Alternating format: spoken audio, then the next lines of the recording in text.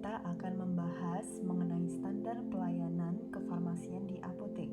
Nah, sebelum kita mengenal apa saja sih isi standar pelayanan kefarmasian di apotek tersebut, hendaknya kita pahami terlebih dahulu mengapa kita memerlukan standar ketika kita akan menjalankan praktek sebagai apoteker di apotek. Nah, sebelumnya kita flashback ke belakang dulu nih. Pertama, adanya pergeseran paradigma pelayanan kefarmasian dari product oriented ke pasien oriented membuat profesi apoteker dituntut untuk meningkatkan pengetahuan, keterampilan, dan komunikasi yang efektif untuk dapat berinteraksi dengan pasien secara baik. Oleh karenanya, diperlukan suatu standar pelayanan dalam menjalankan praktek kefarmasian yang dituangkan dalam Peraturan Menteri Kesehatan Republik Indonesia atau Permenkes RI nomor 73 tahun 2016. Adapun tujuan dibentuknya standar pelayanan kefarmasian di apotek tersebut itu tujuannya untuk meningkatkan mutu pelayanan, kemudian melindungi pasien dan masyarakat dari pengobatan yang tidak rasional dalam rangka patient safety, kemudian menjamin kepastian hukum bagi tenaga kefarmasian juga. Nah, adapun Permenkes RI nomor 73 tahun 2016 ini, nah itu yang dicakup di dalamnya itu mengenai apotek itu sendiri, kemudian apa saja sih standar pelayanan kefarmasiannya dan apa saja sih pelayanan kefarmasian yang diatur di situ. Nah, sebelumnya nih kita lebih dulu nih sebaiknya mengenal istilah atau definisi dari apotek, standar pelayanan kefarmasian dan pelayanan kefarmasian itu sendiri menurut Permenkes Republik Indonesia nomor 73 tahun 2016. Nah, apotek menurut Permenkes ini itu adalah sarana pelayanan kefarmasian tempat dilakukan praktik kefarmasian oleh apoteker. Nah, sedangkan standar pelayanan kefarmasian itu adalah tolak ukur yang dipergunakan sebagai pedoman bagi tenaga kefarmasian dalam menyelenggarakan pelayanan kefarmasian. Kemudian, kalau pelayanan kefarmasian itu sendiri, apa sih artinya? Nah, itu adalah suatu pelayanan langsung dan bertanggung jawab kepada pasien yang berkaitan dengan sediaan farmasi dengan maksud mencapai hasil yang pasti untuk meningkatkan mutu kehidupan pasien. Nah, ruang lingkup dari Peraturan Menteri Kesehatan Republik Indonesia nomor 73 tahun 2016 tersebut itu terbagi menjadi 3 besar, yaitu pengelolaan sumber daya, kemudian mengatur juga terkait pelayanan kefarmasian di apotek itu seperti apa, dan yang terakhir dia mengatur mengenai bagaimana sih evaluasi mutu pelayanan kefarmasian yang baik di apotek. Nah, untuk pengelolaan sumber daya itu dia mengatur di mana standar yang disebutkan di Permenkes itu tadi, bagaimana standar itu dikatakan baik dalam pengelolaan sumber daya manusianya. Misalkan bagaimana sih agar karyawan dan profesi apoteker yang bekerja di dalamnya itu dapat bekerja dengan skill yang baik sesuai standar, asisten apotekernya bagaimana, kemudian sumber daya sarana dan prasarananya seperti lingkungannya bersih atau tidak nih, kemudian berapa jarak apotek kita dengan apotek yang lain. Nah, itu juga diatur dalam standar tersebut. Nah, selain itu ruang lingkup yang kedua yaitu adalah pelayanan. Nah, di sini yang dimaksud pelayanan itu adalah bagaimana sih standar pelayanan kefarmasian yang baik yang bisa dilakukan oleh apoteker dan apa aja sih syaratnya. Nah, itu. Kemudian ruang lingkup yang ketiga itu adalah menyangkut evaluasi mutu pelayanan. Nah, selain sumber daya dan pelayanan yang sudah disebutkan di atas, selain itu juga di standar itu belajar juga seperti apa sih evaluasi terhadap mutu pelayanan di apotek itu dijalankan. Nah, tujuannya apa? Tujuannya untuk menjamin mutu pelayanan agar sesuai dengan standar. Ya. Oke, sekarang kita membahas mengenai ruang lingkup yang pertama, yaitu adalah pengelolaan sumber daya. Nah, untuk selanjutnya ini nih, kita akan membahas mengenai ruang lingkup yang pertama, yaitu pengelolaan sumber daya. Dan sumber daya itu dibagi menjadi dua, yaitu adalah sumber daya manusianya, ya. Kalau di apotek adalah apoteker, kemudian asisten apoteker, dan juga tenaga teknis atau karyawan-karyawan yang lain. Nah, kemudian juga dibahas sumber daya sarana dan prasarananya. Nah, pertama, sumber daya manusia. Oke, sumber daya manusia.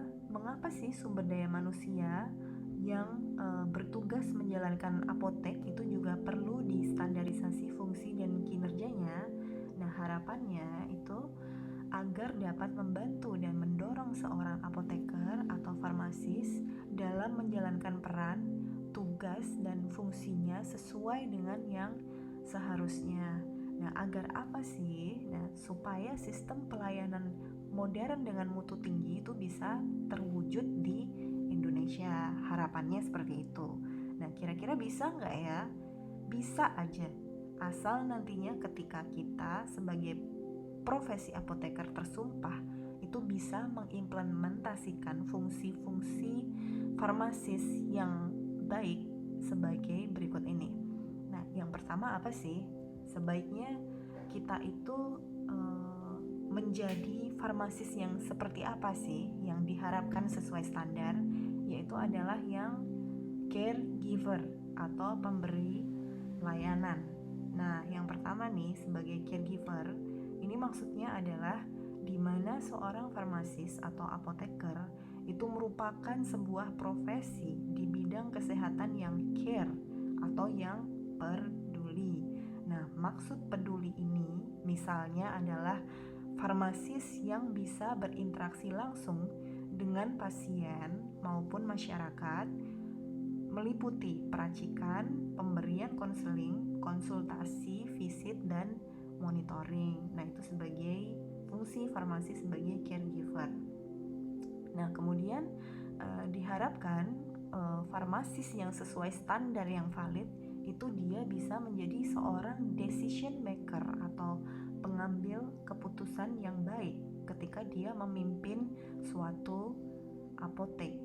Nah, selain itu juga diharapkan farmasis mempunyai fungsi komunikasi atau fungsi sebagai komunikator yang baik.